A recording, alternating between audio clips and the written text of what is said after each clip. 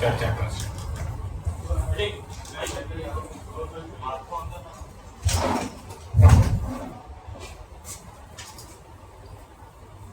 આજની પ્રેસ વાર્તામાં અમારી સાથે ઉપસ્થિત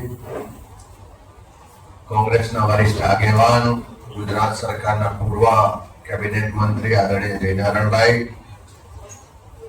પ્રદેશ કોંગ્રેસ સમિતિના કાર્યકારી પ્રમુખ અને વિધાનસભાના મારા મજબૂત સાથી ધારાસભ્ય માન્યભાઈ શ્રી જિગ્નેશભાઈ મેવાણી, પ્રદેશ કોંગ્રેસ સમિતિના મુખ્ય પ્રવક્તા માન્યભાઈ શ્રી મનીષભાઈ દોશી, મારા સાથી પ્રવક્તા શ્રીઓ ભાઈ હેમંતભાઈ રાવલ, હિરેનભાઈ બેનકર, આપ સૌ પત્રકાર મિત્રોનું આ પ્રેસ વાર્તામાં હાર્દિક સ્વાગત કરીએ છીએ.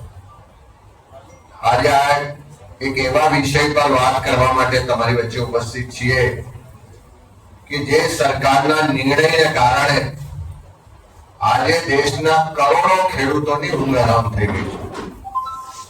ના ખાલી કપાસ પકવતા ખેડૂતો માટેનો વિષય નથી, પણ ખેડૂતોના અસ્તિત્વ અને ખેડૂતોના સન્માન સાથે જોડાયેલો વિષય છે. એક તરફ ભારતીય જનતા પાર્ટીના નેતાઓ અને પ્રધાનમંત્રી શ્રી કાયમ જાહેરમાં ખેડૂતોને વાયદા વચન આપે કે ખેડૂતોને ઉત્પાદનના ડબલ બજાર ભાવ મળશે, ખેડૂતોની આવક બમણી થઈ જશે, ગુજરાતનો ખેડૂત તો મારુતિ કાર ફેરવતો થઈ જાય, એવા વર્ષો જૂના ભાષણો આપણે સૌએ સાંભળ્યા છે. એક તરફ આત્મનિર્ભરતાની વાત કરે, આત્મનિર્ભર ભારત બનાવવાની વાત કરે, અને બીજી બાજુ વિદેશીઓ સામે જાણે આત્મસમર્પણ કરતા હોય એવા નિર્ણય આ સરકાર કરી રહી છે. વોકલ ફોર લોકલ અને અનેક સ્વદેશી અપનાવવાની વાતો હમણાં જ ગુજરાતમાં જયારે પ્રધાનમંત્રી શ્રી આવ્યા ત્યારે કરીને ગયા, પણ જે નિર્ણયો થાય છે એના કારણે આજે ખેડૂત આર્થિક રીતે ખૂબ તકલીફમાં છે અને સાથે સાથે એના ભવિષ્ય સાથે પણ મોટા પ્રશ્નો ઉભા થયા છે.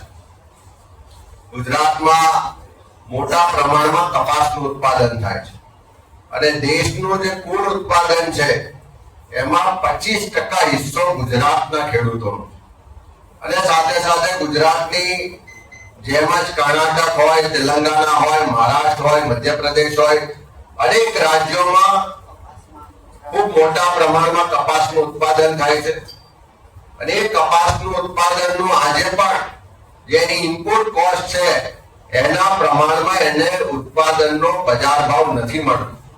અને આ તો પડ્યા પર પાટું સમાન સરકાર દ્વારા જે ઇમ્પોર્ટ ડ્યુટી હતી જે 11% હતી એને 0 કરવાનો નિર્ણય કરવામાં આવ્યો. ઓગસ્ટ મહિનામાં જ્યારે નિર્ણય થયો ત્યારથી જ વિરોધની શરૂઆત થઈ અને એમ હતું કે સરકાર નિર્ણય પાછો ખેંચશે, પણ નિર્ણય પાછો ખેંચવાને બદલે સરકારે એની જે અવધિ હતી 30મી સપ્ટેમ્બર એમાં વધારો કરીને 31 ડિસેમ્બર કરી. એનો સ્પષ્ટ મતલબ છે કે આ સરકાર ખેડૂત વિરોધી છે, ખેડૂતોની કોઈ પણ પ્રકારની ચિંતા નથી. અને આ નિર્ણયથી થવાનું શું કે આ નિર્ણય થવાને કારણે જે વિદેશથી કપાસ ભારતમાં આવશે એના પર હવે 0% ડ્યુટી લાગવાની, એટલે કોઈ ડ્યુટી નહીં લાગે. આ ઇમ્પોર્ટ ડ્યુટી નહીં લાગવાને કારણે વિદેશથી જે કપાસ ભારતમાં ડમ્પ થશે એ સસ્તા ભાવે વેચાશે અને અહીંનો ખેડૂત જે મહેનત પરસેવો મજૂરી કરીને કપાસનું ઉત્પાદન કરે છે એને બજારમાં કપાસ વેચવા જશે તો પૂરતો ભાવ નહીં મળે. અને આ નિર્ણયને કારણે ખેડૂતોને ખૂબ મોટું નુકસાન થવાનું છે. અત્યારે ખેડૂતો ખૂબ આક્રોશમાં છે, એની માટે લડત લડી રહ્યા છે અને કોંગ્રેસ પક્ષ આ ખેડૂતોની લડતમાં એમના તકલીફના સમયમાં એમની સાથે છે. અને એટલા જ માટે અમે સરકારને કહેવા માંગીએ છીએ કે કદાચ આપણે ટેક્સટાઇલ ઇન્ડસ્ટ્રી માટે, એપરલ ઇન્ડસ્ટ્રી માટે એને લાભ થાય એટલા માટે આ ડ્યુટી નાબૂદ કરી હોય તો સમજી શકાય છે. કદાચ તમારા ઉદ્યોગપતિ મિત્રોને લાભ કરાવવા માટે નિર્ણય લીધા હોય તો વાંધો નથી, પણ ખેડૂત જે જગતનો તાત છે, જે પરસેવો મહેનત કરીને આપણું પેટ ભરે છે, જે અન્ન સુરક્ષા માટે દિવસ રાત એક કરે છે એ ખેડૂતના ભોગે કોઈ ઉદ્યોગપતિઓને કે ઇન્ડસ્ટ્રીને લાભ પહોંચાડવાની નીતિ કોઈ પણ સંજોગોમાં ચલાવી લેવાય નહીં. આ સરકારની ખેડૂત વિરોધી જે નીતિ છે એ આ નિર્ણયથી સ્પષ્ટ રીતે ખુલ્લી પડી ગઈ છે.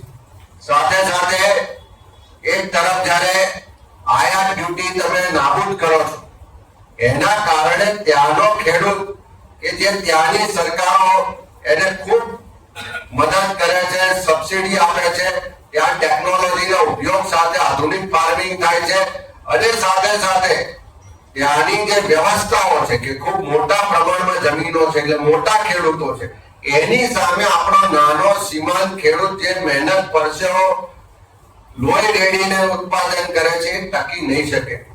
અને આખા દેશમાંથી જે ભારતમાં કપાસ ઇમ્પોર્ટ થાય છે એમાં બીજા નંબરે અમેરિકાથી કપાસ ઇમ્પોર્ટ થાય છે. એક તરફ ટ્રમ્પ આપણા મિત્ર છે એવા નરેન્દ્રભાઈ ખૂબ બળગા ફૂકે, હાવડી મોદી ના કાર્યક્રમો થાય, નમસ્તે ટ્રમ્પ ના કાર્યક્રમ થાય. એ મિત્ર ભારત પર ખૂબ આકરા ટેરિફ દાખલ કરે કે ભારતથી કોઈ ત્યાં એક્સપોર્ટ કરશે તો એના પર મોટો ટેક્સ લગાડવામાં આવશે. અને એ અમેરિકા જે બીજા નંબરનું આપણે ત્યાં કપાસ નિકાસ કરે છે એ અમેરિકા પર હવે 0 ટેક્સ લાગશે. એનો સ્પષ્ટ મતલબ છે કે એમના મિત્ર આપણા લોકો પર ટેક્સ લગાવશે અને એમને ત્યાંથી જે આવશે એના પર 0 ટેક્સ લાગશે. આમ આદમી પાર્ટીએ 7 ડિસેમ્બરે ચોટીલામાં મોટી સભા કરવાનું એલાન કર્યું છે કપાસના ખેડૂતોના સંદર્ભમાં. અને એમણે એવું પણ કીધું છે કે બીજી બધી પોલિટિકલ પાર્ટીઝને પણ અમે આહવાન કરીએ છીએ કે તમે આવો.